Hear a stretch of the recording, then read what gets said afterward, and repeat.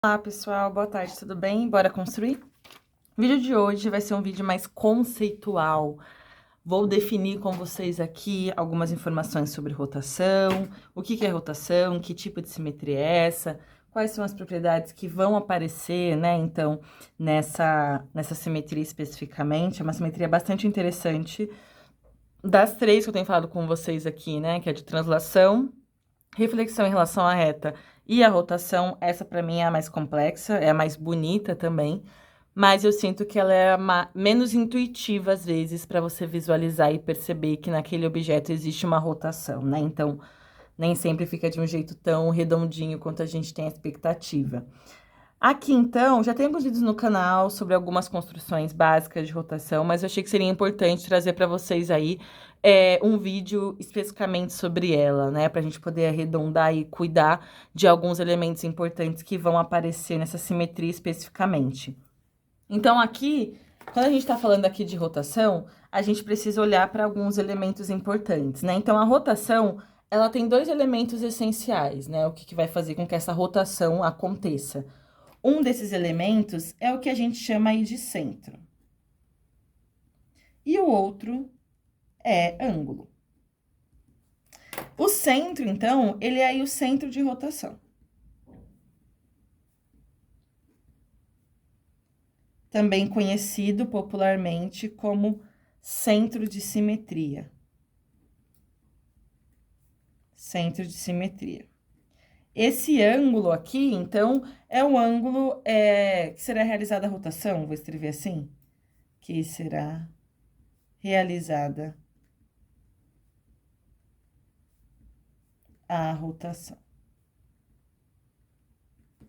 Então, eu vou fazer aqui com um elemento básico, né, pra gente poder enxergar isso. Vou trazer para vocês aqui um ponto qualquer, esse ponto O. Esse ponto O aqui pra gente vai ser o nosso centro de rotação, tudo bem? Então, tudo que vai rotacionar com centro nesse ponto.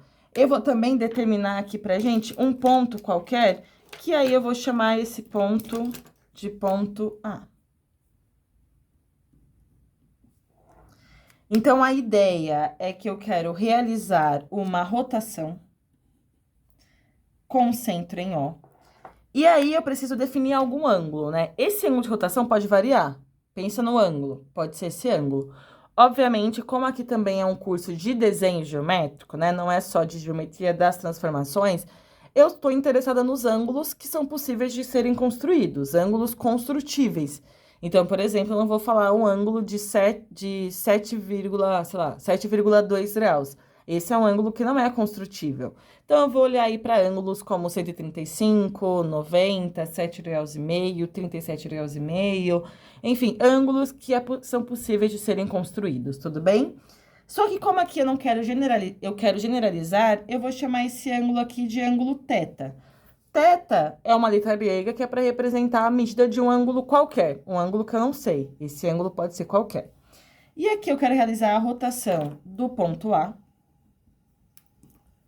E aí, como resultado, eu vou encontrar o ponto A', né? Então, esse ponto A aqui é o que a gente chama de ponto inicial. E esse ponto A' é o ponto que é transformado. Eu tô falando de um ponto, mas poderia ser um segmento, poderia ser um triângulo, poderia ser uma circunferência, qualquer objeto geométrico. E aí, esses dois aqui iam estar relacionados, né? Então, se eu rotaciono um ponto, o meu resultado vai ser um outro ponto. Se eu rotaciono um segmento, o meu resultado vai ser um segmento, certo? Beleza. Vamos lá, então. Eu sei que rotação é uma isometria, né? Então, lembra? Isometria que a gente já falou sobre isso. É uma isometria. Isometria significa aí que nós teremos distância preservada, né? Então, a distância é preservada. Então, se eu traçar aqui, ó, traçar uma semirreta qualquer, vou traçar uma outra também qualquer. Digamos que esse ângulo aqui, ele precisa, quer dizer, digamos não, né? Ele precisa ser o nosso ângulo de rotação. Então, necessariamente, esse ângulo aqui precisa ser um ângulo que, nesse caso, vai medir θ, que é a medida que eu coloquei aqui para vocês. Mas poderia ser alfa, beta, gama, qualquer letra grega, certo? Então, beleza. Preciso garantir que, necessariamente, o ângulo formado entre a medida do ângulo A, O, a linha, precisa ser um ângulo θ. Então, eu sei que o meu ponto A' vai precisar estar aqui em algum lugar dessa semirreta que eu acabei de demarcar. Todavia, eu também sei que, como é isometria, além de preservar medidas de ângulo, também preserva medidas de comprimento, né? Então, eu sei que o nosso segmento AO, ele precisa ter a mesma medida que o nosso segmento A'O. Ou seja, os dois pontos que são correspondentes precisam estar à mesma distância do centro. Então, eu não tô construindo nada, né, gente? Vocês sabem, né? Só tô representando, mas só para poder ficar mais razoável aqui, esse daqui, então, seria o nosso ponto A. Opa, caneta errada. Seria aqui o nosso ponto A'. De modo que essas distâncias aqui são as mesmas. Distância de A até O é a mesma distância de O até a linha. Isso necessariamente precisa acontecer, certo? Beleza, então são duas propriedades importantes que vão aparecer quando a gente está pensando aqui em rotação, né? Então, como que isso vai se apresentar pra gente. E aí, quando a gente pensa nisso, que esses dois pontos são correspondentes, a mesma coisa vai acontecer aqui quando a gente tiver outras relações importantes, né? Então, se eu tivesse outros pontos aqui, a mesma ideia. Se eu tivesse um ponto B aqui, eu teria que o ângulo BOB' também teria a mesma medida, né? Também seriam aqui pontos que seriam correspondentes. Quando a gente fala de rotação, né? Tem uma coisa que vai acontecer que é bastante interessante, e acho que vai fazer mais sentido eu dar exemplos para vocês. Exemplos. Digamos que eu queira aqui construir. Eu tenho um triângulo equilátero. Tô sem grafite. Vou pegar uma canetinha. Vou representar aqui um triângulo equilátero qualquer. Pronto. Vou chamar esse triângulo de triângulo Sol. Ele é equilátero, todos lá de mesma medida. E esse ponto aqui, eu vou chamar de ponto M. Esse ponto M aqui, então, eu vou escrever aqui, ó, esse triângulo Sol. Ele é um triângulo equilátero. E o ponto M, ele é circuncentro. Eu poderia falar que ele é ortocentro, baricentro, porque como é um triângulo equilátero, esse ponto aqui, ele vai ser todos os pontos notáveis, certo? Massa. Esse ponto aqui, se eu quiser realizar uma rotação com centro em M, com um ângulo de modo, quer dizer, do triângulo, né, Sol. Isso aqui eu vou ter como resultado o triângulo SOL'. De modo que todo esse triângulo se torne invariante. Lembra, invariante significa que ele não vai mudar de lugar. Mesmo que os pontos possam se alterar, eu quero que todo o triângulo fique invariante, ou seja, que o correspondente de um ponto pertença também ao nosso objeto. Se eu realizar uma rotação com centro em M, qual que precisa ser esse ângulo para que o meu triângulo fique invariante? Pensa um pouquinho. Tomei um chazinho aqui. Esse ângulo, gente, precisa ser a medida do nosso ângulo central, né? Qual que é a medida do ângulo central de um triângulo equilátero?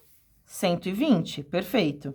Então, se esse ângulo aqui é o nosso ângulo central, né? Ele é um ângulo central de 120 graus, significa que ao realizar a rotação com centro em M e ângulo de 120 graus, esse nosso triângulo, ele se torna invariante.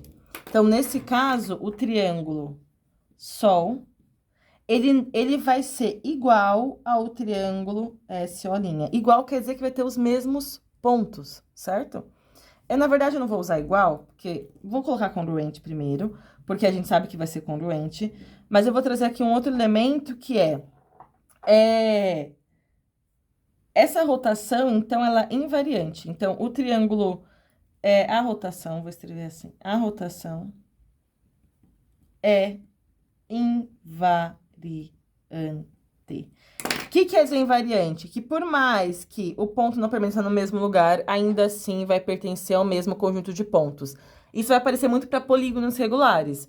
Então, se eu quiser realizar uma rotação de um quadrado, essa rotação com centro aí no seu circuncentro, qual tem que ser o ângulo de rotação para que esse objeto se torne invariante?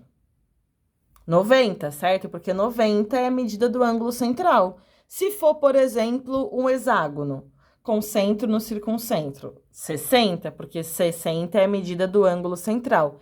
E assim sucessivamente, certo? Então, isso vai acontecer. Então, sempre que você fizer a rotação de um polígono regular com centro no seu circuncentro e ângulo sendo seu ângulo central, necessariamente ele vai se tornar invariante.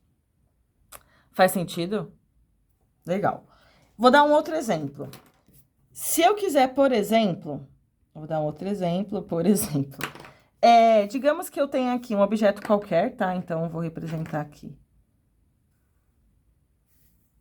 Vou fazer um quadrilátero qualquer.